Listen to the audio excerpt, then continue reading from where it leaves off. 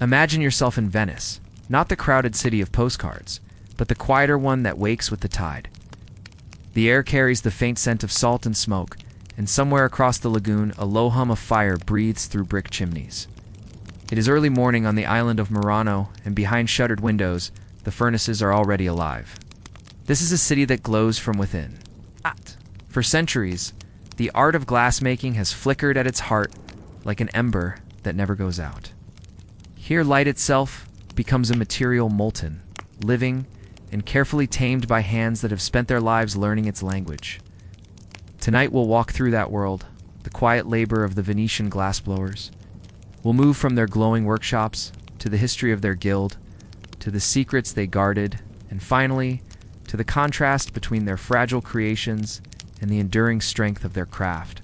So settle back, let the rhythm of the furnaces, the soft scrape of iron tools, and the slow exhalation of breath guide you through a story made of glass and flame. Imagine standing in a long, dim hall, where the walls themselves seem to flicker with orange light.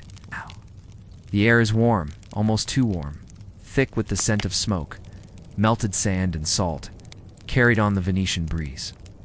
Around you, men move slowly, their gestures practiced and sure, like a quiet choreography that has not changed for centuries. A glassblower steps forward, his face glistening in the glow. He dips a long iron rod into the mouth of the furnace, where the sand and soda ash have been melting for hours into a glowing liquid. Bright as honey, dense as syrup. He turns the rod gently, winding a small gather of molten glass onto its tip, and then he lifts it, letting it cool for a heartbeat before raising it to his lips. The first breath is slow, steady. You can almost hear it, a soft puff of air that shapes the fire's own material. The glowing sphere swells, forming a delicate bubble of light. The man turns it constantly, never letting it rest, because stillness would make it sag and fall. In this room, everything is in motion. The breath, the rotation, the heat.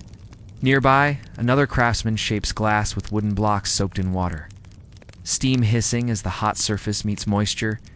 The tools themselves seem alive, blackened and worn smooth from years of use.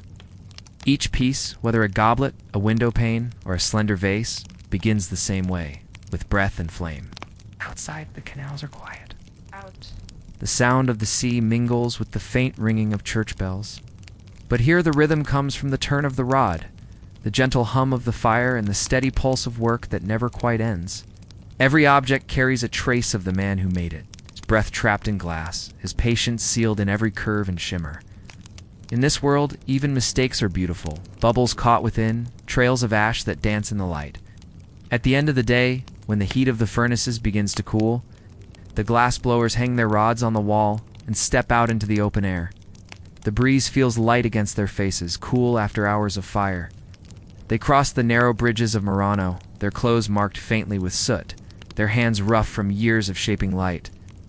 They live by rhythm, the rhythm of the furnaces, the tides, the seasons of trade. By morning, they will return to the same warmth, the same glow, to coax beauty once more from sand and fire. By the late 13th century, Venice had grown not only in wealth, but in wisdom, and perhaps in caution. The fires of the city's glass furnaces had begun to spread too often, endangering the crowded wooden houses that leaned over its canals. So in the year 1291, the Venetian Republic issued a decree. All glassmaking workshops were to be moved to the nearby island of Murano. It was a practical act, but also, as time would reveal, a stroke of genius.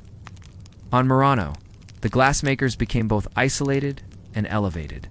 Their work was safer, but it was also secret.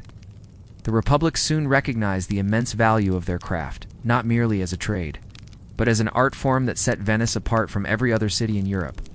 Thus, the Arte dei Vetri, the Guild of Glassmakers, was born. Membership was a privilege.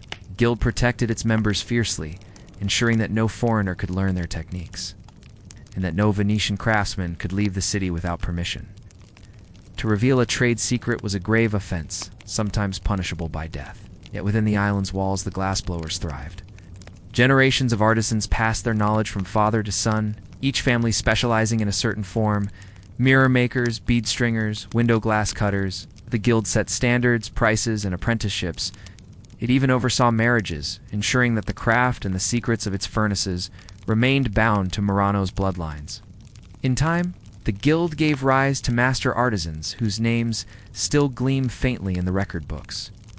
Barovir, Serena and Nasone, they developed techniques that transformed molten sand into crystalline wonders.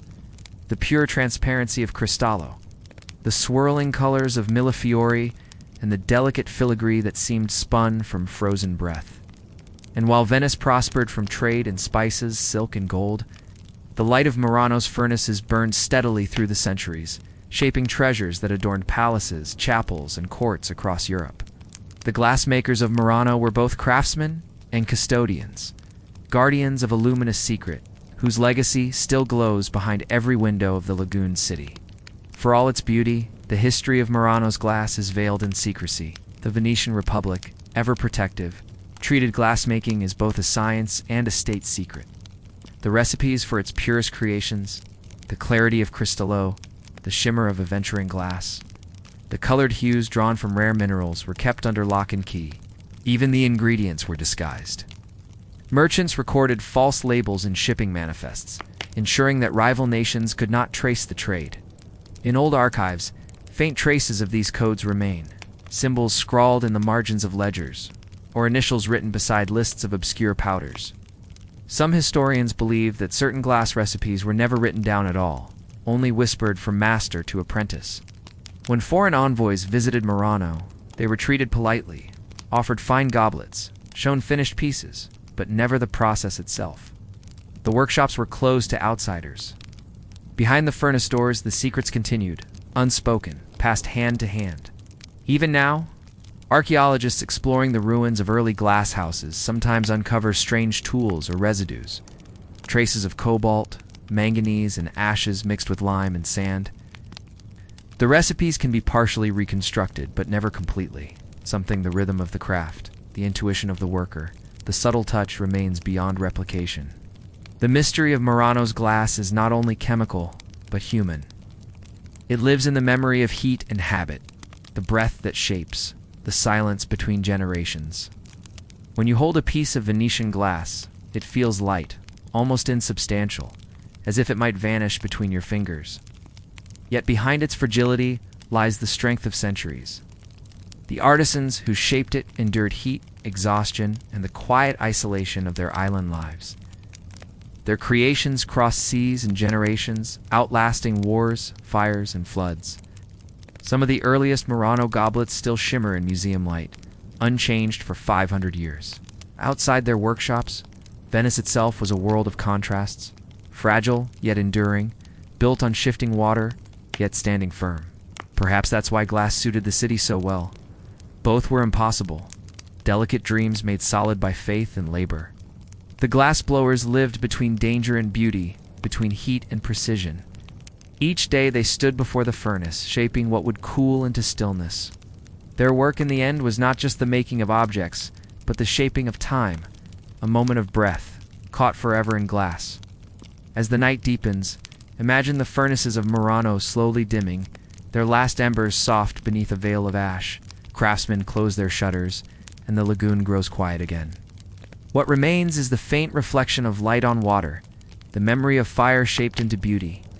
The men who tended those fires are long gone, but their breath lingers still.